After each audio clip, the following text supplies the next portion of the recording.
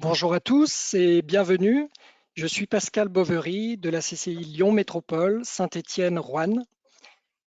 Aujourd'hui, notre webinaire va traiter des dispositifs en matière d'immobilier d'entreprise. Pour intervenir, j'accueille Alexis Gillop, directeur à la CCI, Mireille Bonjour. Felluti, directrice territoriale de la Banque des Territoires, Olivier Morel, directrice territoriale à la Banque des Territoires, Élodie Drouard, chargée de développement territorial à la Banque des Territoires, Pierre Ballet de la Compagnie nationale du Rhône, Benoît de Fougeroux de la FNIM Entreprise et Gaël Bonnefoy-Cudras de la CCI. Nous allons passer à peu près 1 heure ensemble. Sachez que cette présentation ainsi que le webinaire seront disponibles à la suite de cette intervention. Vous pouvez poser vos questions dans le chat et nous y répondrons au fil de l'eau à la fin de ce webinaire. Merci Alexis Gillop, c'est à vous. Merci Pascal, bonjour à tous et bienvenue dans ce webinaire. J'ai 5 minutes, je disais une certaine publicité, j'ai 5 minutes pour vous dire plein de choses. Donc je vais essayer d'être concis.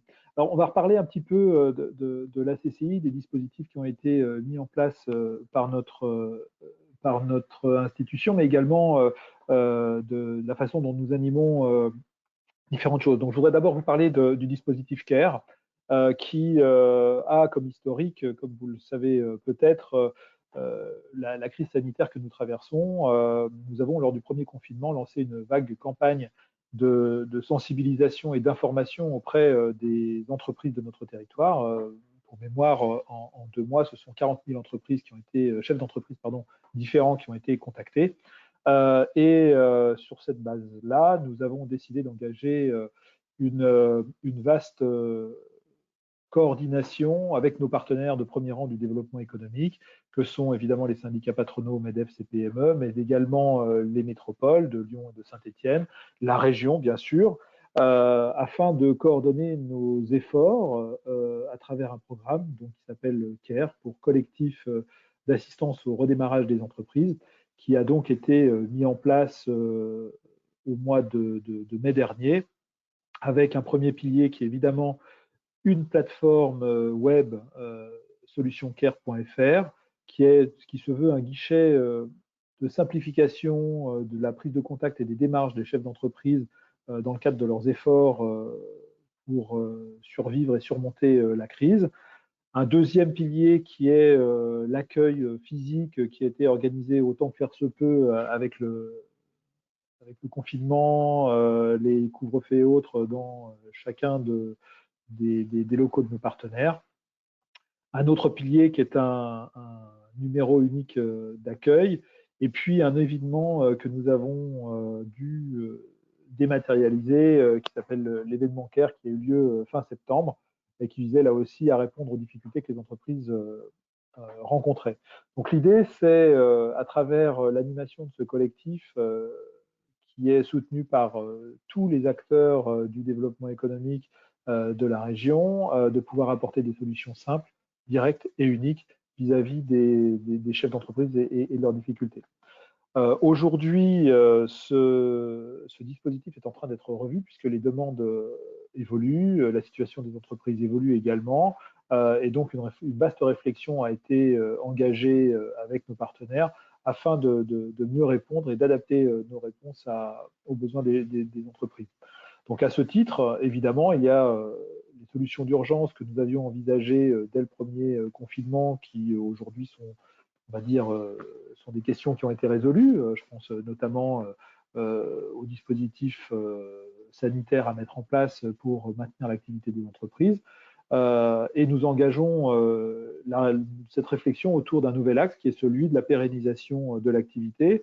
Ainsi, nous avons voulu organiser ce webinaire aujourd'hui avec nos partenaires et collègues de la Banque Territoire et de la CNR, afin de proposer, de montrer aux entreprises les différentes solutions qui étaient mises en place pour aujourd'hui aller au-delà de la simple réponse d'urgence, mais aller sur la construction d'une solution de moyen terme pour la survie des entreprises, comment soutenir un investissement dans l'immobilier, comment entrer en dialogue avec des financeurs, etc., etc. Et donc c'est dans ce cadre-là que nous organisons ce webinaire.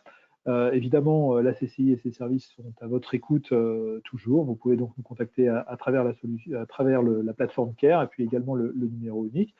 Puis je dirais qu'au-delà de la Chambre de commerce et d'industrie, c'est l'ensemble des acteurs du développement économique qui se sont mobilisés et qui restent très mobilisés en cette période si particulière.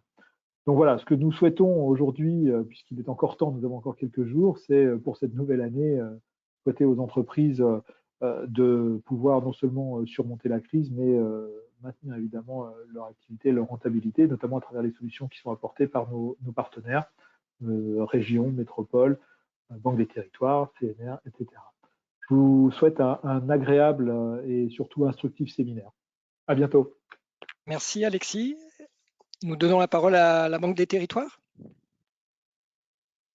Bonjour, Mireille Pibiti, donc je suis directrice territoriale à la Banque des territoires, donc en charge des départements de l'Ain et du département du Rhône. Je vais donc vous présenter avec mes collègues Olivier Morel et Élodie Drouard les principales solutions ou modalités d'intervention de la Banque des territoires. On peut passer au slide suivant. Voilà. On peut encore accélérer, voilà. Donc en fait, le métier qu'exerce la Banque des territoires est un des 5 métiers du groupe Caisse des dépôts. Ils font partie, alors nous représentons plus spécifiquement, Olivier, Élodie et moi, l'établissement public Caisse des dépôts, qui est donc une des cœurs de la Banque des territoires.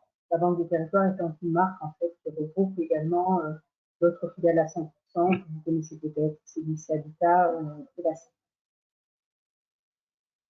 slide suivant. Alors, la Banque des territoires souhaite être particulièrement active dans l'accompagnement des politiques publiques. Et donc, nous souhaitons intervenir spécifiquement dans des communes retenues dans le cadre d'Action Cœur de Ville, dans les villes et des EPCI retenus dans le cadre des programmes également Petites Villes de demain, ce qui exclut nullement nos possibilités d'intervention dans les métropoles, bien sûr. Mais il est vrai que ce sont des territoires les petites villes de demain ou les territoires Action Cœur de Ville ont été parfois délaissés en matière tant d'investissement que de soutien à l'ingénierie, que de financement projet public. Donc, ce sont des territoires qui ont fait l'objet de politiques publiques singulières et nous souhaitons pas les oublier, être particulièrement présents au travers de nos modalités d'intervention traditionnelles que sont le prêt au bénéfice des bailleurs sociaux et des collectivités locales et l'investissement dans des projets privés ou parapublics. C'est notamment ce que là nous allons développer. Alors, dans ce cadre-là, qu'il s'agisse des territoires à 100 cœurs de ville ou des territoires petites villes de demain, nous avons l'ambition de contribuer à la création de frontières qui devraient permettre de relancer la dynamique commerciale.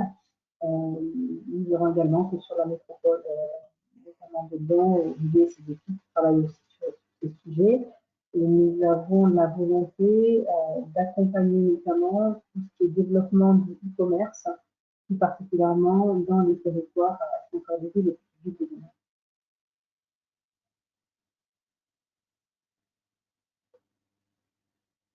Autre sujet sur lequel nous avons l'ambition d'être présents, c'est du tourisme.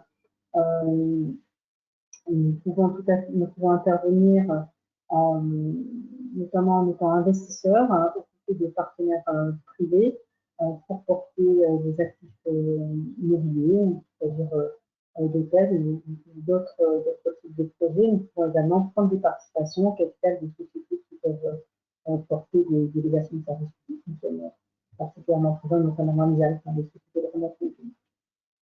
Nous pouvons également financer, bien sûr, les projets portés par les collectivités locales qui sont absolument nécessaires à la réalisation d'investissements par le secteur. Enfin, dernière thématique sur laquelle nous avons l'ambition d'être présents, c'est justement l'accompagnement en tant qu'investisseur de l'immobilier industriel. Donc, le programme Territoire d'industrie, qui est un programme que nous souhaitons, qui permet de légitimer, ça veut dire notre société d'intervention, révèle la nécessité, dans un certain nombre de cas, d'accompagner en fonds propres, en quasi-fonds propres, les programmes de portage industriel, les investissements immobiliers en fait que réalisent les industriels, qui peuvent parfois dissocier, j'allais dire, la partie immobilière et la partie core business en matière d'investissement. Nous pouvons, après, dans le reste de la présentation, être présents sur cette partie portage immobilier aux côtés des industriels, avec une vraie volonté d'être assez exigeant sur la qualité environnementale et thermique des actifs dans lesquels nous investissons. Je vais laisser la parole à Olivier qui va donner quelques exemples qui illustrent nos possibilités d'intervention.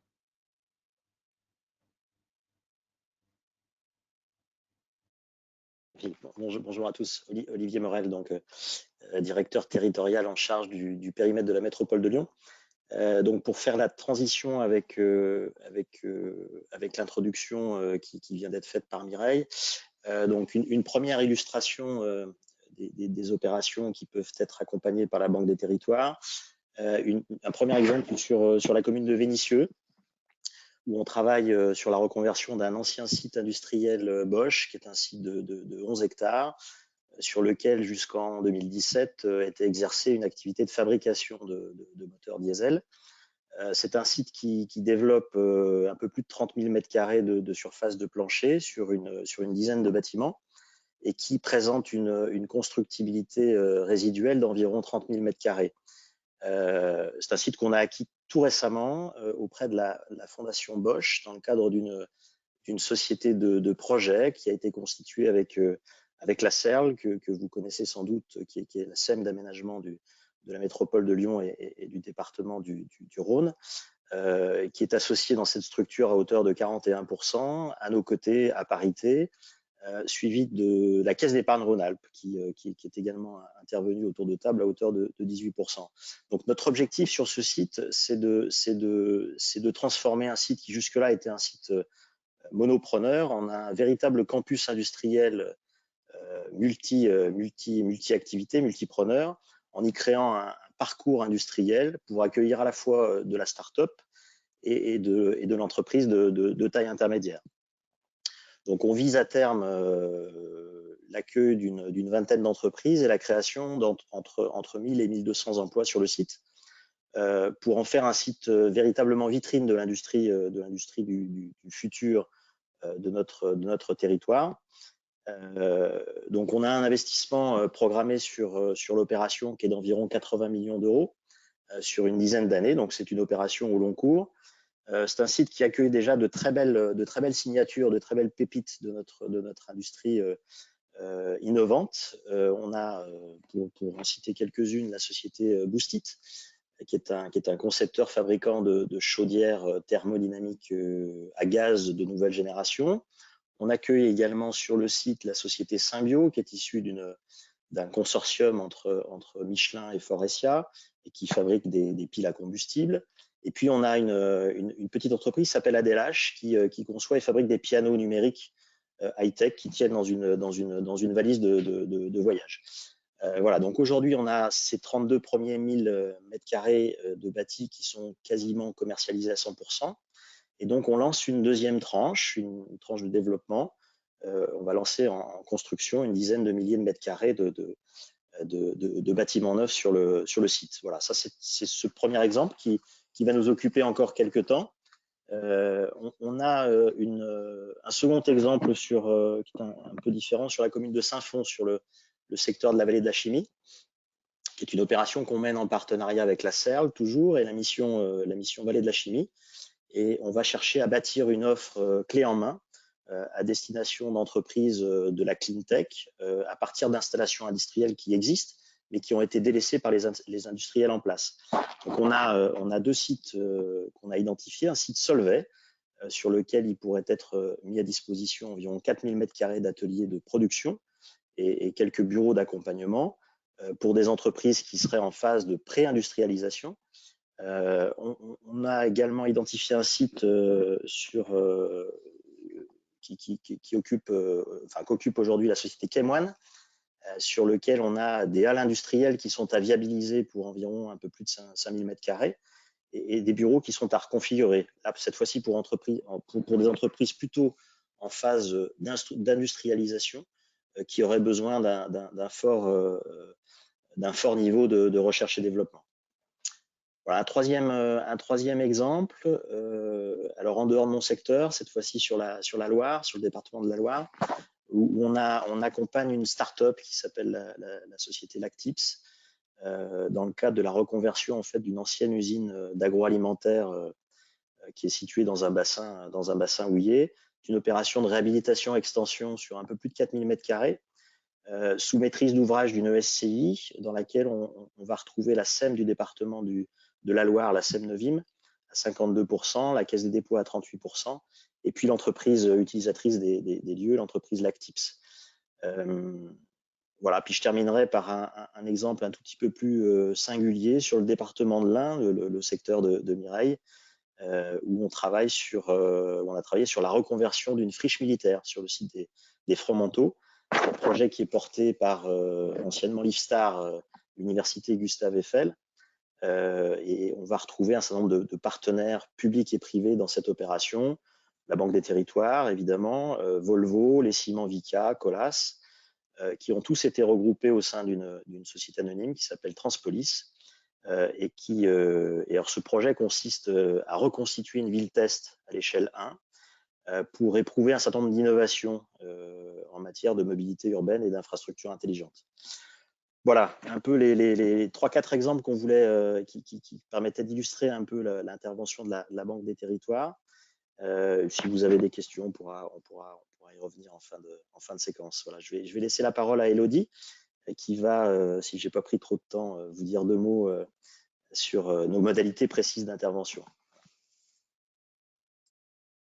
Bonjour à tous, donc du coup Elodie Drouard, moi je suis chargée de développement territorial sur l'Ain et sur le Rhône, et donc je vais vous récapituler un petit peu nos principes d'intervention donc de la Banque des Territoires sur la partie investissement en fonds propres pour l'immobilier. Donc déjà, si on récapitule nos objectifs, c'est donc de faire émerger des projets structurants, de développer et de maintenir l'emploi sur le territoire, d'implémenter et de maintenir aussi une activité économique et commerciale dans le territoire, et notamment, comme l'a précisé Mireille, sur les territoires Action Cœur de Ville, Petite Ville de demain, territoire d'industrie et quartier prioritaire de la ville. Voilà. Un des objectifs également de la Banque des Territoires, c'est de développer et de mettre à niveau tout ce qui est offre touristique et loisirs urbains. Et un secteur aussi très important, c'est répondre à tout ce qui est lié aux enjeux du vieillissement de la population. Donc, pour ce faire, on intervient dans pas mal de domaines immobiliers, notamment donc, sur l'immobilier d'entreprise à travers le tertiaire et l'industriel, sur l'immobilier commercial à travers des foncières commerces, sur l'immobilier touristique, donc tout ce qui est hôtel, résidence de tourisme, thermalisme et plus récemment les auberges de jeunesse. On intervient également sur l'immobilier sanitaire et médico-social avec les EHPAD et les résidences de services seniors, et tout ce qui est infrastructure durable avec la production d'ENR, les réseaux de chaleur, les process industriels et également tout ce qui est data center. Donc, ensuite, je vais vous présenter nos critères d'intervention. Donc, on intervient sur toutes les opérations qui sont structurantes pour répondre à un besoin d'intérêt général, un besoin d'intérêt collectif. Il faut absolument que les opérations soient soutenues par la collectivité locale, qu'elle soit visible, c'est-à-dire qu'il y ait une taille minimum, en fait, que ce soit par exemple en mètres carrés, 1500 mètres carrés minimum.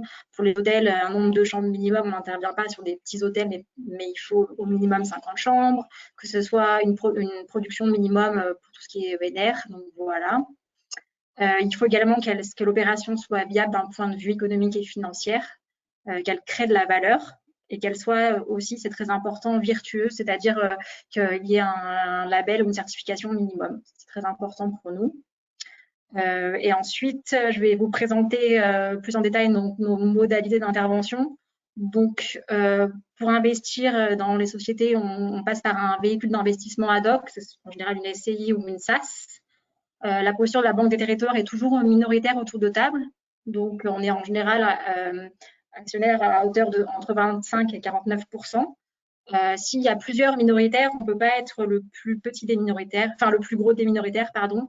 Voilà, on a vraiment une posture de minoritaire. Sinon, on externalise toujours le risque de construction à travers un CPI ou un VFA. En général, donc les opérations, on souhaite qu'elles soient pré-commercialisées à hauteur de 2 tiers, pardon, et on essaie de toujours sécuriser également avec un bail commercial de long terme, en général 12 ans.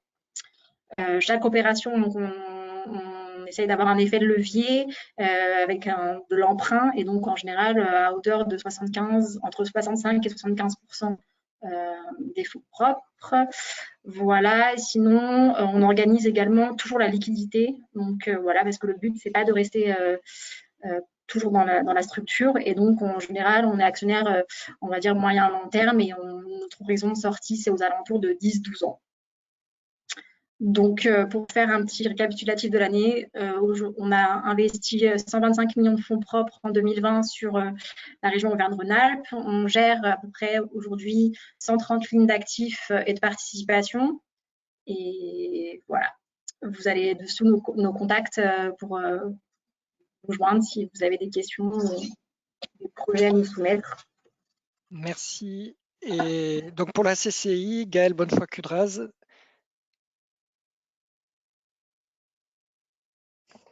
Bonjour à tous, merci Pascal. À la CCI, par rapport au contexte un petit peu particulier, d'abord nous relayons déjà les mesures mises en place par l'État dans le cadre du plan de relance, à la fois auprès des entreprises et des territoires. Il y a un certain nombre d'appels à projets qui vont permettre de financer un certain nombre d'opérations. Donc, nous serons en relais de ces dispositifs avec 3 niveaux d'intervention. D'abord, la sensibilisation, la facilitation, l'orientation, et puis l'accompagnement si besoin. Donc voilà, c'était pour recontextualiser notre intervention par rapport au plan de relance de l'État de façon plus structurelle. Cet après-midi, nous voulions vous présenter la façon dont on peut accompagner les porteurs de projets, les entreprises, dans le cadre de la thématique de l'implantation. Nous prenons en charge effectivement les demandes des entreprises et des porteurs de projets dans le cadre de leurs projets d'implantation. D'abord en réalisant un diagnostic à 360 degrés. Le projet immobilier s'intègre toujours dans un projet d'entreprise, que ce soit de création ou de développement. Donc, le volet implantation s'intègre vraiment dans ce cadre-là. Aujourd'hui, on accompagne les créateurs d'entreprises dans le cadre d'un programme qui s'appelle « Je lance mon projet », qui est subventionné par la région Rhône-Alpes. Nous accompagnons également les entreprises dans le cadre de programmes Top Compétitivité, Top Numérique, qui sont des programmes d'accompagnement à moyen terme des entreprises avec un diagnostic de la situation, du coaching, des actions collectives. Nous relayons aussi un prêt spécifique pour les commerçants en lien avec le réseau Banque Populaire.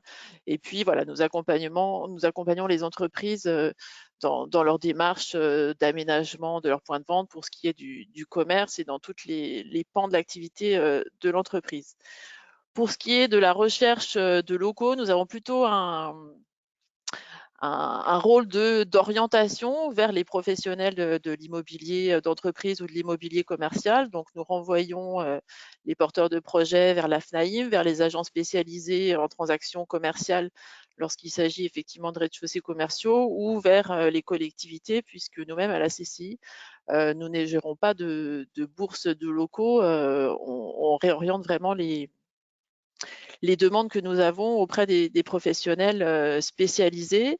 Nous intervenons ensuite avec nos outils d'aide à la décision pour aider les porteurs de projets et les entreprises à valider leur projet d'implantation à travers une analyse multicritère. Nous les aidons à mieux connaître l'environnement dans lequel s'insère le projet en localisant les clients, les fournisseurs, les partenaires, les concurrents. Nous identifions les ressources utiles au développement et à l'implantation. Nous pouvons également aussi analyser les contraintes liées à la réglementation pour valider les projets. Bref, nous proposons des outils d'aide à la décision pour valider les potentiels d'implantation dans un local, dans une zone d'activité précise à travers des outils que nous nommons ici data commerce, data restauration ou encore pack implantation. Voilà pour ce qui est des porteurs de projets des entreprises. Concernant l'accompagnement des collectivités, nous sommes effectivement partenaires institutionnels en tant que personnes publiques associées. La CCI a ce statut qui permet d'exprimer le besoin des acteurs économiques auprès des collectivités territoriales. Nous avons donc une mission consultative sur les documents de planification, que ce soit le schéma de cohérence territoriale, les plans locaux d'urbanisme ou encore nous exprimons des avis sur les périmètres de sauvegarde du commerce et de l'artisanat. Dans le domaine de l'aménagement commercial, nous sommes personnalités qualifiées dans le cadre de la commission départementale d'aménagement commercial pour lequel nous donnons un avis technique. Enfin, nous participons dans le Rhône à l'Observatoire partenarial des zones d'activité économique. Donc ça, c'est notre rôle de personnes publiques associées. Ensuite, nous aidons les collectivités dans la définition de leur stratégie de développement, que ça soit les stratégies de développement liées au commerce, liées à l'hébergement touristique ou encore à l'accueil des entreprises. Donc, à partir de nos outils et de notre expertise d'ingénierie territoriale, nous pouvons accompagner les collectivités dans le cadre de leur stratégie de développement. Enfin, de façon plus opérationnelle, nous accompagnons les collectivités dans la programmation des zones d'activité et la programmation des programmes commerciaux à travers la définition, la mise en place d'études d'opportunités pour recenser la demande en foncier immobilier, en réalisant aussi des enquêtes auprès des entreprises ou des commerçants du territoire, pour identifier des potentiels de développement des activités cibles. Nous allons même jusqu'à la négociation foncière et les préconisations réglementaires. Et puis dans le domaine plus précis du commerce, nous pouvons accompagner les collectivités pour mieux observer l'évolution de leurs locaux commerciaux, en particulier la question de la vacance commerciale. Voilà pour ce qui est de l'accompagnement que nous réalisons auprès des collectivités, donc effectivement de façon très synthétique. Merci Gaëlle. Voilà. Merci Gaëlle. Nous allons donner donc maintenant un temps à Pierre Ballet de la Compagnie nationale du Rhône pour qu'il puisse intervenir. Bonjour, merci Pascal. Bonjour à tous. Donc effectivement, là, ça va être un peu différent de mes autres collègues. Donc d'abord, quelques mots d'introduction au cas où tout le monde ne soit pas au fait de qui est la CNR. Donc nous sommes depuis 1934 le concessionnaire du Rhône pour le compte de l'État. Donc premier producteur d'électricité 100% renouvelable en France, donc avec une première source d'énergie qui est le Rhône, puis depuis une vingtaine d'années, nous sommes beaucoup développés dans l'énergie éolienne et photovoltaïque. Et donc, à ce titre, nous accompagnons les territoires dans cette transition énergétique, puisque la plupart de nos projets trouvent place dans la vallée du Rhône. La slide suivante.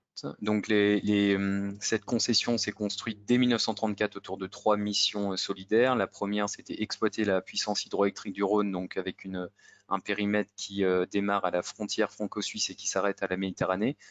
La navigation fluviale, donc ça on en reviendra tout à l'heure, mais c'est vrai que ça comprend 3 parties, c'est la gestion des écluses, le dragage du Rhône et l'aménagement et la commercialisation de sites portuaires le long de la vallée, ce qu'on va un peu approfondir ensuite.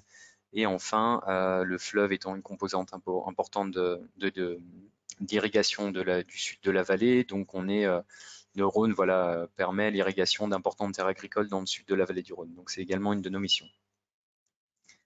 Donc quelques chiffres clés qui commencent un peu à dater parce que c'est 2018, mais juste pour dire, voilà, on est 1500 personnes sur l'ensemble de la vallée, à peu près 1,2 milliard, 1,3 milliard de chiffre d'affaires par an.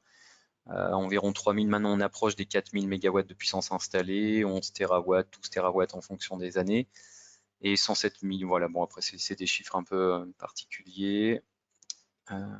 Voilà, donc juste en quelques mots, donc ça c'est une petite cartographie qui rassemble l'ensemble de nos composants, donc 19 aménagements hydroélectriques, 19 écluses, 5 de plaisance, 26 centrales photovoltaïques, 48 parcs éoliens, à peu près on oscille entre 90 000 et 100 000 éclusages par an.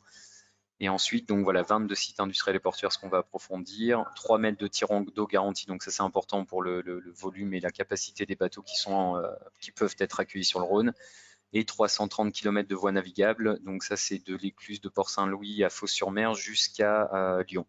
Ensuite on passe sur la Saône, le Haut-Rhône n'étant pas navigable. Donc la direction auquel j'appartiens et que je représente aujourd'hui, donc c'est la direction de la valorisation portuaire et des missions d'intérêt général. Donc qui donc comprend dans son périmètre l'aménagement et la commercialisation de 22 sites industriels et portuaires, sur lequel aujourd'hui on compte 220 entreprises implantées sur à peu près 840 hectares de périmètre, et on en a encore à peu près une centaine de disponibles. Ça représente 500 emplois directs dans la vallée du Rhône. Et donc, comme je vous le disais, nos missions, ça a été depuis le début d'aménager. Donc, le premier site qu'on a fait, c'est le port de Lyon, que vous pouvez apercevoir en quittant Lyon par le sud sur la gauche, là où vous voyez les conteneurs et autres. On y reviendra tout à l'heure sur les disponibilités foncières. Donc ça va être, vu qu'on est sur du foncier public, on est sur des baux, enfin sur des conventions d'occupation temporaire. Donc c'est des terrains qu'on met à disposition pour des durées relativement longues. On est en moyenne en 15 ans et ça peut aller jusqu'à 30-40 ans de location. Pour des entreprises qui vont faire principalement du transport multimodal. Donc c'est vers plutôt ce type d'entreprise qu'on se tourne et qu'on recherche. Donc c'est la valorisation et la commercialisation de ce foncier. Le développement du transport fluvial, donc par l'implantation d'Amodiataire, voilà, c'est vrai que la première des missions, c'est vraiment les entreprises qui font de la voie d'eau, mais on s'adresse également aux entreprises qui font du transport ferroviaire. Et enfin, la prospection et action de communication, notamment en lien avec Medlink, qui est une association créée depuis une dizaine d'années, et qui regroupe l'ensemble des ports intérieurs de la vallée Rhône-Saône et des ports maritimes reliés donc au Rhône sur l'arc méditerranéen. Donc par le fleuve, on a 7 et le port de Fos-Marseille, et par le ferroviaire nous a rejoint depuis 2 ans le port de Toulon. Donc ensuite... Donc voilà, la cartographie qui permet quand même de bien comprendre et illustrer notre périmètre. Donc le vaisseau amiral, c'est vraiment le port de Lyon, qui est notre plus gros site. Et ensuite, on a un maillage assez fin, tous les 20 km. On va retrouver un site industriel et portuaire géré par CNR, qui comprend systématiquement un quai public. Donc c'est une infrastructure construite par CNR et disponible pour toute entreprise en faisant la demande, qui va avoir besoin ponctuellement de réaliser du chargement, déchargement de marchandises. Donc ça s'adresse au territoire et aux entreprises du territoire qui n'auraient pas forcément un besoin pérenne d'implantation, mais de réaliser du transport fluvial spontané. L'offre de manutention s'articule également autour de 2 terminaux à conteneurs qui se trouvent sur le port de Lyon, gérés par une de nos filiales Lyon Terminal, et ensuite par les 3 ports de la vallée qui sont exploités par les CCI. Historiquement, donc on en a un sur le site de Salais-Sablon, exploité par la CCI du Nord-Isère, le suivant sur Porte-les-Valences par la CCI de la Drôme, et enfin le dernier, le plus méditerranéen, c'est celui d'Arles, donc qui est le dernier site portuaire de la vallée du Rhône avant le canal qui le relie au port de Fos. Donc ça fait 12 quais publics. Et donc c'est autour de notre terrain de jeu, entre guillemets, c'est cette vallée du Rhône, donc qui est historiquement navigable. On le dit souvent qu'on est attributaire dépositaire plutôt d'une histoire qui est millénaire, puisqu'on retrouve des ruines, et le transport fluvial a été un des premiers transports maîtrisés par l'homme dans cette région. Et ensuite, donc jusqu'à Lyon, le Rhône n'est pas navigable, on passe sur la Saône, et là on arrive en grand gabarit jusqu'au sud de Dijon. Donc voilà, la cartographie en est un peu plus grande. Donc avec les différentes icônes qui montrent les dispositifs et les outils, les particularités de chaque site. Donc certains sont reliés à la voie d'eau, à la Haut-Fer. Donc voilà, ce qui nous intéresse un peu plus aujourd'hui, c'est le port de Lyon, qui est dans le périmètre de la CCI Lyon Métropole.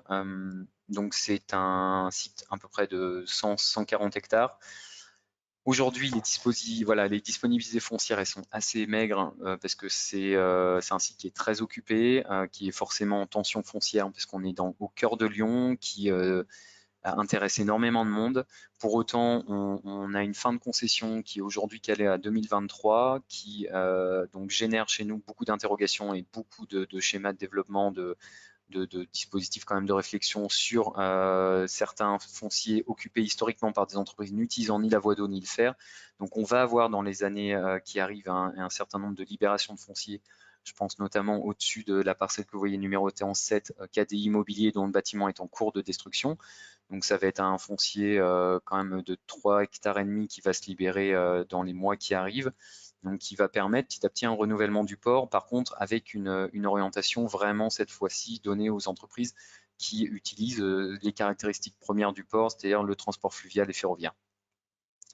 Donc on a également en cours de développement au-dessus de l'autre petite parcelle là, qui est plutôt sur la partie, l'entrée de Gerland au nord du site, l'hôtel logistique urbaine qui a fait l'objet d'un appel à projet il y a 2 ans et qui aujourd'hui constitue petit à petit, enfin se constitue puisqu'on est sur un modèle assez innovant. Donc c'est en cours de construction avec l'ensemble des partenaires qui ont été retenus dans le cadre d'un appel à projet. Et ensuite, donc l'autre site qui nous intéresse, c'est le site de Loire-Saint-Romain. On en a un autre entre les deux qui est le site de Solacère et d'Internet, mais qui est aujourd'hui entièrement occupé. Par contre, à Loire-Saint-Romain, il nous reste encore, donc on est à Loire-sur-Rhône, Saint-Romain-en-Galles, donc à cheval entre ces deux communes. On voit le site depuis l'autoroute juste avant l'entrée sur Vienne. Il est sur la droite, c'est un des seuls sites qu'on a à rive droite du Rhône. Et on a quelques parcelles intéressantes, dont notamment celle de 6,2 hectares, donc qui est effectivement une assez grande parcelle pour le développement qu'on peut imaginer d'un projet industriel multimodal utilisant la voie d'eau et le fer, parce que c'est un site qui est relié aux deux modes ferré et fluvial et qui permettrait la construction d'un ouvrage fluvial ou l'utilisation, vous le voyez en haut à gauche du site, du quai public, qui est effectivement disponible pour toute entreprise en faisant la demande. Donc on est sur du domaine public, donc on passe par un appel à manifestation d'intérêt qui est publié sur notre site que je vous invite à aller consulter, donc sur lequel on recense l'ensemble de ces disponibilités foncières et qui peut être voilà, intéressé entreprises faisant l'objet, voilà, qui ont besoin d'intégrer une architecture multimodale dans leur logistique. Voilà.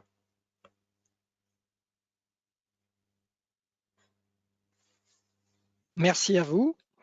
Merci. Nous reviendrons peut-être à travers les questions sur certains des intervenants. Benoît de Fougeroux, la parole est à vous. Bonjour à tous et mes meilleurs voeux pour cette nouvelle année. Donc moi, je suis président de la FNAIM Entreprise. La FNAIM Entreprise, c'est 15 adhérents. Donc je suis désolé, j'ai qu'une seule slide, mais par contre, j'ai certaines choses à vous dire. Déjà, vous donner un petit mot, quelques mots un peu sur le marché, parce que le sujet, c'est comme la relance par l'investissement. Et donc, de par tout ce qui a été dit jusqu'à présent, donc la FNAIM Entreprise accompagne nos clients, qui soient investisseurs, propriétaires ou locataires, sur tous les sujets immobiliers, qui soient principalement tertiaires, logistiques ou industriels. Donc déjà, savoir un peu comment s'est passée l'année 2020. C'est une année évidemment un peu compliquée et bizarre pour tout le monde, mais qui a eu comme certaine résilience dans certains domaines. Donc le bureau, vous le savez peut-être, mais ça a été une baisse assez importante par rapport à l'année dernière, de moins 50% de la demande placée. On était sur une année somme toute exceptionnelle. Si on se compare, si on regarde les 10 dernières années, c'est une baisse qui est plus relative d'environ 20%. Là où ça a plutôt bien résisté, c'est justement sur la partie industrielle. Donc, on en a beaucoup parlé depuis le début et c'est assez important. Et pour nous, c'est un élément essentiel parce que ce sont les entrepreneurs qui font justement un peu le terreau de cette région lyonnaise et qui ont plutôt bien tenu. Avec une demande placée qui n'est en retrait que de 7%. Et encore, quand je dis 7%, c'est vraiment pas grand-chose, puisqu'on est vraiment sur aussi un excellent cru. Sachant qu'en plus de ça, ce sont beaucoup d'entrepreneurs qui achètent leur immobilier. Et donc ça, c'est important. Et sur la logistique, un dernier mot sur la logistique, elle qui s'est plutôt bien comportée avec une hausse assez sensible parce que l'année 2019 avait été assez faible. Donc, on a retrouvé finalement des niveaux d'activité plutôt importantes, d'autant plus qu'on le sait tous que la logistique a, elle, par contre, bénéficié à plein régime de cet environnement distanciel où on avait besoin justement d'être livré. Donc, la logistique, elle, n'a pas chômé. Donc, les indicateurs sont évidemment en demi-teinte. D'un côté, les industriels qui tiennent et de l'autre côté, au niveau des bureaux, où ils prennent le temps de réfléchir sur ce que sera leur immobilier de demain. Et donc, pour les entreprises, notamment des leviers de vitesse, évidemment, enfin des leviers d'investissement, c'est se poser la question par rapport au cash, savoir comment aujourd'hui ils peuvent aller chercher justement cette capacité financière qu'ils n'ont peut-être plus aujourd'hui ou plus suffisamment. Et donc, on assiste de plus en plus à des leasebacks, c'est-à-dire ces sociétés qui sont propriétaires de leurs locaux et qui décident, pour des raisons surtout de trésorerie, finalement, de vendre leur actif, mais pas de le vendre vide, de le vendre avec eux à l'intérieur en tant que locataire. Donc ça, c'est un phénomène que l'on voit de plus en plus actuellement, parce que vous n'êtes pas sans savoir qu'un actif en tant que tel a une valeur, mais il a une valeur bien plus importante lorsque vous avez un occupant à l'intérieur avec un bail long terme, parce que vous avez une assurance en plus d'avoir des revenus. Et les investisseurs, j'en ai pas parlé pour l'instant, sur le marché lyonnais, ils sont encore présents. Ils sont encore là, ils sont encore actifs. Pourquoi? Parce qu'ils font des levées de fonds qui sont certes moins importantes que les années précédentes. On va prendre par exemple le cas des CPI où vous, comme moi, pouvons demain, via notre intermédiaire, acheter des parts de CPI. La collecte des CPI a été moins importante que les années précédentes, mais on était sur des années qui étaient aussi extrêmement exceptionnelles, mais qui ne sont en baisse finalement que de 20 à 25% selon les CPI. Donc, ça collecte encore, donc avec encore une envie d'investir. Et ces investisseurs, où souhaitent-ils investir, sachant qu'on parle évidemment que d'investisseurs qui investissent dans le domaine évidemment de l'immobilier d'entreprise, eh bien, beaucoup en région, et principalement sur des actifs sur lesquels ils auront des revenus immédiats. Donc, ça veut dire que tous les actifs à risque, tous les actifs sur lesquels ils n'auront pas la certitude d'avoir des loyers tout de suite, mais plutôt dans 1 an, 2 ans, 3 ans, parce qu'on est sur des VFA, sur des immeubles qui sont vendus vides aujourd'hui. Ces investisseurs, aujourd'hui, ont tendance à se détourner de ce type d'actifs. Mais les régions sont assez appréciées parce que, justement, contrairement à la région parisienne, les régions ont une certaine résilience. Je vous ai donné quelques chiffres sur le marché lyonnais. En termes de bureaux, c'est à peu près effectivement la même chose que ce que l'on vit en Île-de-France. Mais en revanche, dans les autres domaines d'activité, il y a beaucoup plus de résilience sur le marché lyonnais, en tout cas, c'est celui que je connais le mieux, et même d'une façon générale sur la région Rhône-Alpes. Et je peux même vous dire aussi sur la plupart des régions, pour travailler étroitement avec elles, que par rapport à l'Île-de-France. Donc les investisseurs sont assez tournés finalement vers ces régions et apprécient d'y investir, et je pense qu'ils vont davantage regarder les régions. Donc, donc, ça veut dire un phénomène où on a davantage d'investisseurs, on a des investisseurs qui se tournent davantage vers les régions, et en plus, une appétence de plus en plus importante vers les leasebacks parce que justement des revenus rapides. J'achète l'immeuble avec un occupant à l'intérieur et je sais que dès que j'ai acheté l'immeuble, je commence à avoir des revenus. Et ça, par les temps qui courent, actuellement, c'est quelque chose qui est apprécié. Et les taux de rendement, parce que c'est vrai que on a plusieurs critères pour connaître un petit peu la santé du marché de l'investissement. Et un des critères, justement, c'est le taux de rendement. C'est que plus le taux de rendement sera bas et agressif, plus ça montrera en fait l'appétence de ces investisseurs à vouloir s'exprimer sur le marché lyonnais. Et ce que l'on a observé après le premier confinement, parce que c'était un peu le juge de paix, c'est de savoir comment justement ces taux allaient évoluer. Et contrairement à ce que l'on observe en Île-de-France, où ce sont des taux qui ont tendance à remonter très fortement hors vraiment périmètre QCA Paris, à Lyon, on n'observe pas la même chose, c'est-à-dire qu'on a réussi à maintenir les mêmes niveaux, les mêmes taux de rendement, ce qui explique que, ce qui signifie, pardon, que le marché lyonnais a cette excellente résilience parce que il offre justement tous les fondamentaux que recherchent aujourd'hui les investisseurs, à savoir un marché sain avec une certaine assurance dans l'avenir sur le marché, et puis un taux de vacances qui reste quand même excessivement bas et des valeurs qui ne sont des valeurs locatives qui ne sont pas tellement touchées. Donc dans le cas de l'ISBAC, que ce soit des entreprises industrielles ou de bureaux, on a observé beaucoup de situations comme celle-ci parce que ça permet aux entreprises de se désendetter très clairement et puis surtout de générer du cash. Donc voilà nous comment ça se passe un peu le marché. Donc on accompagne effectivement et on peut accompagner la Banque des Territoires sur ces actions, mais c'est vrai c'est un marché qui s'autorégule naturellement, donc il faut qu'il y ait une offre, une demande.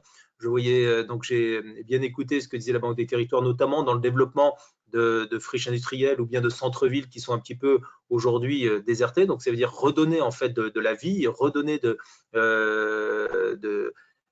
l'économie à l'intérieur. Nous, on va travailler avec des investisseurs qui peuvent être prêts effectivement à accompagner ce type d'action, mais il va falloir qu'ils aient un espoir de rendement assez rapidement. Donc c'est la raison pour laquelle le marché se passe davantage sur la métropole de Lyon et sur les grandes villes, pour parler de Rhône-Alpes, enfin du Rhône, parce qu'on parle de la CCI, pardon, de Saint-Étienne, Roanne, Lyon, sur ces grandes agglomérations. Donc, ce sont des investisseurs qui vont davantage sur ces secteurs géographiques. Voilà, Pascal, ce que je pouvais vous dire aujourd'hui. Merci, Benoît de Fougeroux. Peut-être pour démarrer les questions, parce que je vois que dans le chat, pour l'instant, nous avons des participants qui ne sont pas très bavards. Benoît, puisque tu avais la parole à l'instant, tu nous as parlé de résistance du marché lyonnais, de résilience, notamment pour le marché des locaux d'activité de l'industriel. Est-ce que tu peux nous donner quelques indications en termes d'évolution et peut-être des prix aujourd'hui qui se pratiquent sur le territoire? Alors, en termes d'évolution, donc je vais reprendre en fait les chiffres CECIM que j'ai sous les yeux ici. Donc, il s'est placé cette année 342 000 m². Lorsque l'année dernière, il s'était fait 370 000 m², c'est-à-dire que c'est la 4e année consécutive où on dépasse la barre des 300 000 m². Donc ça, c'est important parce que même si on est sur des baisses, il faut quand même aussi relativiser, c'est qu'on est sur le podium. On est sur le podium. En termes de valeur, c'est assez, comment dire, je dis pas complexe, mais c'est vrai que ça dépend énormément des secteurs sur lesquels on sera. On va prendre une moyenne qui est de dire que sur les locaux de seconde main, on est environ à 60 € du mètre. Mais vraiment, attention, c'est une moyenne parce que selon les secteurs, ça peut varier entre 40 et 80 € du mètre. Donc, on va dire sur une moyenne à 60 € du mètre. Et sur les loyers en neuf, on sera plutôt de l'ordre de 88 € du mètre. Et ce qui est important aussi à souligner, parce que voilà, on parlait tout à l'heure de l'ISBAC, il faut savoir que pour une entreprise, souvent même qui a notamment au niveau industriel ou bureau, à partir d'une certaine taille, certaines entreprises vont directement vers la location parce que c'est leur choix numéro un. Il faut savoir que le fait de partir sur un principe de se dire je vais lancer une VFA, je vais me faire construire mon actif, ou bien je vais acheter l'actif via une SCI et en me disant que je vais revendre immédiatement cet actif-là avec justement moi le bail qu'initialement je comptais signer sur un actif, permet de dégager une marge qui est comme non négligeable et qui est intéressante. Et ça, peu d'entreprises le font. Or, c'est générateur quand même non pas d'une économie, mais d'une marge assez importante. Ça, c'est très important. Merci de l'avoir précisé, alléger ses coûts dans cette période. pour pouvoir réinvestir. Nous avons une question de Benoît aussi. Alors, je vais peut-être renvoyer cette question à la Banque des Territoires. Quels sont les labels et certifications demandés et quels sont les critères? Est-ce que c'est une simple démarche ou l'obtention de la certification officielle pour vos interventions Banque des Territoires?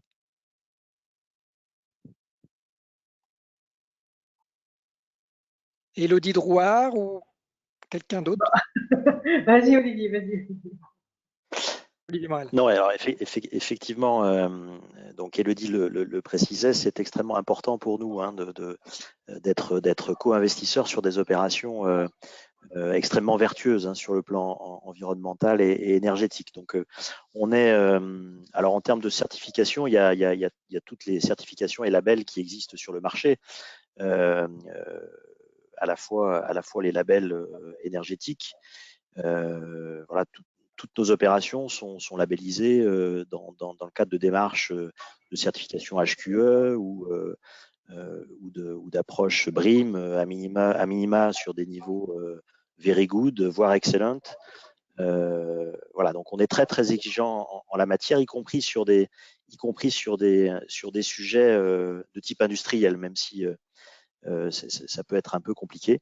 On l'est évidemment sur le bureau, mais on l'est tout autant sur d'autres typologies d'actifs. Voilà. Je ne sais pas si Élodie ou Mireille veut compléter, hein, mais. Non, je crois que tu as tout dit. Peut-être simplement dire que, bien sûr, il y a l'aspect certification environnementale, mais également les labels énergétiques, hein, voilà, sur lesquels aussi on a des attentes particulières, mais évidemment, les attentes sont différenciées selon le type d'actifs. Je vais rajouter quelque chose là-dessus. Effectivement, c'est quelque chose qui est essentiel. En plus de ça, il y a un décret tertiaire qui vient de passer, et je pense qu'on n'a pas attendu en fait d'avoir des gouvernances qui soient plutôt à tendance écologiste aujourd'hui dans les grandes métropoles pour être justement sur ces sujets-là. On voit que non seulement il y a déjà beaucoup de décrets qui étaient passés dans ce sens-là, mais aussi que ce soit les investisseurs ou les promoteurs, il y a une vraie volonté d'être de plus en plus vertueux. Et aujourd'hui, un investisseur, alors institutionnel, clairement ne regardera pas un actif s'il n'est pas vertueux énergétiquement. Il ne regardera pas un actif s'il n'est pas labellisé. J'entends par un actif neuf, bien entendu, un actif qui est plus ancien. Après, ça nécessitera évidemment une réhabilitation, etc. Mais ce sont des éléments qui aujourd'hui sont devenus incontournables. Donc, donc nous, sur la partie plus purement bureau, c'est vrai qu'on se perd un peu dans ces labels parce qu'il y a beaucoup de choses, hein, que ce soit du HQE, que ce soit du BREEAM et tant d'autres. Mais après, c'est vrai que derrière ces mots-là, il se cache beaucoup de choses. Mais quoi qu'il en soit, c'est important pour les investisseurs, comme d'ailleurs pour les utilisateurs, parce que ça aussi, il faut aussi le dire, hein, c'est que une société qui va louer des espaces regardera le côté vertueux de l'actif, et ce sera un élément différenciant par rapport à un autre actif.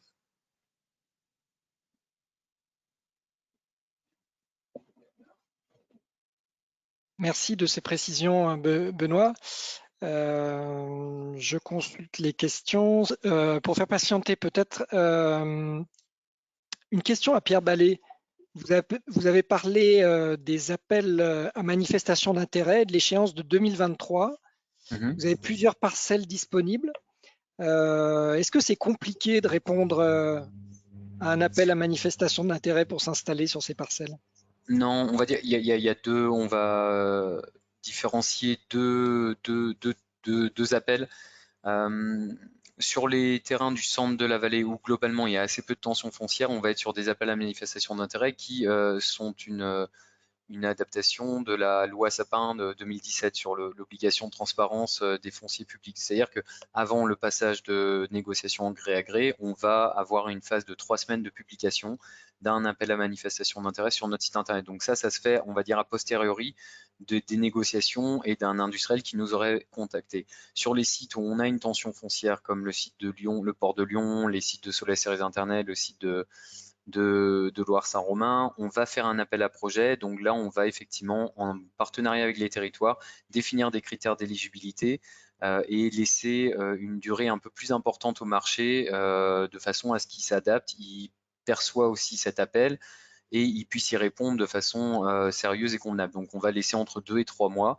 Donc après, c'est pas du tout compliqué, il suffit de consulter de temps à autre notre site internet ou de regarder les publications qu'on peut faire dans la presse spécialisée ou sur différents supports internet. Mais c'est vrai qu'on essaye d'effectivement d'interroger le marché de la meilleure façon qu'on peut. Et sur l'échéance de 2023, aujourd'hui, c'est quelque chose qui ne doit pas freiner l'investissement puisque ça ne concerne entre guillemets que CNR, puisqu'on est depuis des années en capacité de signer des terrains et des contrats qui dépassent cette échéance.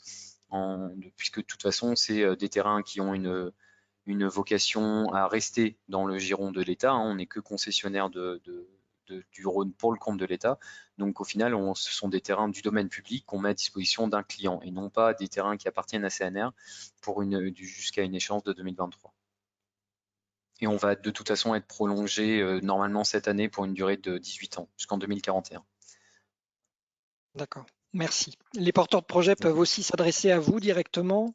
Oui, tout à fait, oui. Je ne sais pas si vous avez affiché mes coordonnées mais sinon on a sur le site internet, tout est disponible, on est assez visible.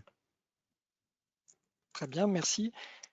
On va peut-être laisser une minute encore à quelques questions qui remontent ou si l'un des intervenants voudrait apporter une précision.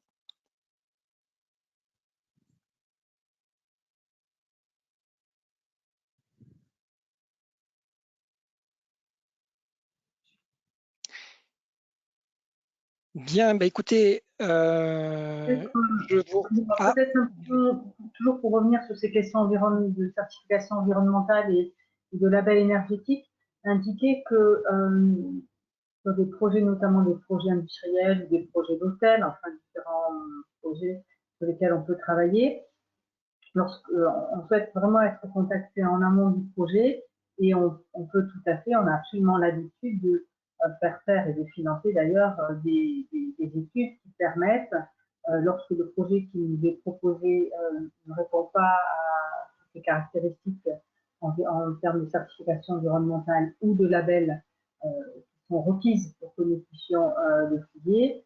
Nous sommes dans un certain nombre de cas, lorsqu'on pense pouvoir être éventuellement investisseur sur le projet, on peut être à même de financer des études qui permettent d'auditer le projet et de déterminer les coûts et la nature des évolutions qu'il conviendrait d'apporter pour que le projet réponde aux critères qui sont nécessaires pour que nous puissions nous y intéresser. Voilà. Oui, merci Myriam Feduti. Peut-être une question à Benoît de Fougeroux qui nous remonte de Xavier dans le chat. Pouvez-vous nous indiquer quelles sont les ambitions de la métropole sur le développement du foncier économique? Merci. Une question de la métropole à la FNAIM entreprise. Oui, bon, une réponse diplomatique, s'il vous plaît. Non, il n'y a pas une question de réponse diplomate. Mais les ambitions sur le foncier, c'est une bonne question parce que, et j'aurais tendance à la poser la même question, nous, les premières remontées que l'on a là-dessus, mais ça, il faut vraiment s'adresser à la métropole, c'est une volonté de dédensifier la ville. Aujourd'hui, la nouvelle gouvernance lyonnaise et métropolitaine estime qu'aujourd'hui, les quartiers 1 ne sont pas suffisamment mixtes et 2 sont trop denses. Donc, pas assez mixte, ça veut dire que j'entends plus les quartiers tertiaires du type Pardieu notamment, où il y a une volonté vraiment davantage d'avoir d'habitation et notamment de social, et trop dense, à savoir trop de monde figé à un seul et même endroit, donc avec une volonté un petit peu de justement de créer une sorte de toile d'araignée, d'autant plus que estimant qu'il y a des territoires autour dont que couvre justement la CCI, sur lequel justement il y a qui n'est pas suffisamment développé, qui eux au contraire seraient ravis d'accueillir. Donc, la politique de la métropole, aujourd'hui, c'est plutôt d'aller voir un petit peu ces communes qui sont peut-être pas forcément justement à l'intérieur de la métropole pour créer justement des liens et travailler ensemble pour aider à cette dédensification. Donc moi, si aujourd'hui donner ces secteurs sur lesquels ils souhaitent se diriger, c'est pas à moi d'apporter la réponse.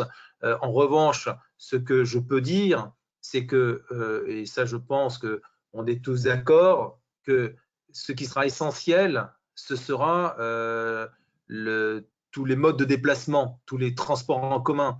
Donc, je sais qu'il y a une politique forte à travers le Citral, dont la présidence a été prise par le président de la métropole lui-même. Donc, je pense que c'est quelque chose qui a été pris au sérieux. C'est-à-dire qu'on ne peut pas envisager de développer, sur le plan d'immobilier d'entreprise, j'entends, un quartier d'affaires sans avoir des liaisons dignes de ce nom. Les derniers quartiers d'affaires, on les connaît, Carré de Soie et Confluence. C'est un succès parce qu'il y a eu toute la politique d'infrastructure qui a été faite en amont. Quand j'entends infrastructure, ce n'est pas uniquement les transports en commun, c'est aussi tous les services attenants qui permet qu'une entreprise peut se poser là en disant « Ok, je suis dans les premières, mais en tout cas, je sais que mes salariés viendront d'une façon facile, aisée, sécure et auront les services à proximité. » Donc, ça prendra du temps. Donc, ces secteurs-là, pour l'instant, on attend justement un petit peu une feuille de route un peu plus précise, mais je crois qu'il y a une volonté justement un petit peu de sortir de la ville pour aller chercher justement cette zone entre guillemets d'aération. Merci Benoît pour ces précisions. Je vois une question de Fabrice, peut-être à la Banque des Territoires, sur les interventions. Vous intervenez sur l'immobilier. C'est peut-être aussi vos collègues de BPI qui interviennent sur l'investissement industriel ou de process industriel. Est-ce que Banque des Territoires, vous intervenez sur les deux, de type mur et fonds? Oui, tu veux répondre, Mireille? Non, j'en dis quelques mots. Non, effectivement, alors il y a une certaine étanchéité entre les interventions de la Banque des Territoires et les interventions de BPI, qui intervient plutôt, en effet, sur le volet exploitation, quand nous, côté Banque des Territoires, on intervient plutôt sur le volet immobilier. Voilà, c'est comme ça qu'on se répartit un peu les rôles. Pour autant, il nous arrive également d'investir en fonds propres et quasi-fonds propres dans certaines structures type corporate venture qui porteraient certaines innovations de type social ou techno. Voilà, on a pu intervenir par le passé dans certaines startups qui étaient porteuses d'innovation. Voilà, mais on se met toujours d'accord avec BPI quand on le fait, parce que c'est plutôt la vocation de BPI que d'intervenir sur ce volet-là. Voilà. Merci Olivier de ces précisions. Peut-être Benoît de Fougeroux, si on revient Benoît sur ces questions de demande en termes de foncier économique. Xavier nous demande si sur l'axe Vaux-en-Velin-Communet-Saint-Priest, il y aurait des prévisions en matière de foncier disponible pour l'activité. Aujourd'hui, c'est comment dire, il y a une réponse, il y a deux types de réponses. Il y a la réponse qui est beaucoup plus du côté des collectivités et la réponse côté des fonciers privés. Donc, on arrive, les fonciers qu'on arrive à développer, souvent, ce sont des reconversions. Parce qu'on est déjà sur des secteurs, alors peut-être pas forcément Communet, mais plus Saint-Priest, Vaux-en-Velin, on est plus sur des secteurs qui sont déjà bien bâtis, sur lesquels voilà, il faut dans ce cas-là plus prendre des friches à reconvertir. Donc oui, on peut toujours trouver des solutions, bien entendu. Après, ça dépend quelle est la taille de l'opération souhaitée. Heureusement, on a encore des développements à venir dans les prochaines années. Mais c'est vrai qu'on a un vrai problème, en tout cas d'une façon générale sur la métropole, et même un peu au-delà, de foncier dans le cadre du développement. Parce que, un, il faut trouver le foncier, puis deux, il faut que le PLU permette d'être développé selon les attentes du potentiel acquéreur. Merci de ces précisions, Benoît. Bien, écoutez, je crois que nous n'avons pas d'autres questions. Je vais donc remercier nos intervenants, vous remercier tous participants. Donc, ne nous quittez pas trop vite car vous allez avoir une petite fenêtre qui va s'afficher avec un questionnaire de satisfaction. C'est important d'y répondre, ça ne vous prendra que 2 minutes. Ce webinaire sera disponible en replay sur notre chaîne YouTube, mais également sur le site du Carrefour de l'immobilier d'entreprise, le Ciel. Ce sera d'ailleurs le prochain rendez-vous avec les acteurs de l'immobilier d'entreprise.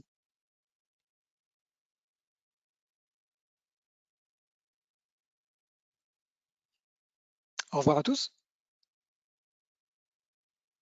Au revoir, Merci Pascal.